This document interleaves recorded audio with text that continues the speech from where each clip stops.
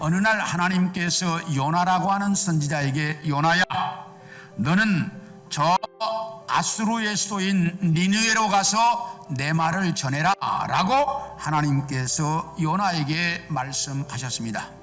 그런데 요나가 하나님의 말씀을 듣고 나서 하나님의 말씀 앞에 순종하고 싶지가 않았습니다. 그래서 하나님을 피해 먼 나라로 도망을 가려고 다시스로 간 배를 딱 만나가지고 그 배를 기분 좋게 탔습니다. 그런데 문제는 어마어마한 태풍을 만나게 됩니다. 풍랑은 계속 더 심해지고 바람은 더 거세지고 도대체 항해를 할 수가 없습니다. 그러니까 뱃사람들이 야, 우리 누구 때문에 이런 재앙이 왔는지 제비를 한번 뽑아보자. 그래가지고 제비를 뽑았습니다. 그런데 요나가 걸렸습니다. 그러니까 사람들이 묻습니다. 당신이 무슨 잘못을 해서 이런 재앙이 우리에게 미쳤냐? 라고 그 사람들이 요나에게 묻습니다.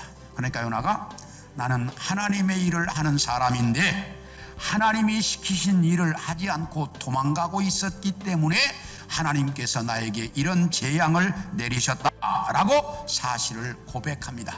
중요한 것은 자기 자신이 얼마나 잘못된 사람인지를 요나는 정확히 알고 있었다라고 하는 사실입니다.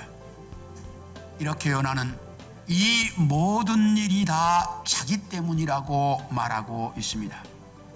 우리는 언제나 내 자신이 얼마나 못난 죄인인지, 하나님 앞에서 정말 얼마나 형편없는 인간인지를 인정하고 문제가 생길 때마다 나 때문은 아닌지 가장 먼저 자신을 돌아볼 줄 아는 사람들이 돼야 한다라고 하는 사실입니다.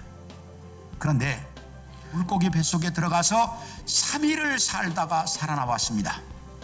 근데 딱 살아나오자마자 하나님이 요나에게 다시 나타났습니다. 요나야, 니느웨로 가서 내 말을 전해라. 그러니까 요나가 지난번에 안 간다고 그랬다가 물고기 뱃속에 들어가서 죽을 고생을 했잖아요. 그러니까 이번에는 즉시 니느웨로 갔어. 그래서 하나님의 말씀을 전했다라고 말합니다. 그러므로 이 땅에서 하나님의 일을 하며 살아야 할 우리는 어떤 상황 속에서라도 하나님의 말씀 앞에는 순종할 수 있어야 한다는 사실입니다.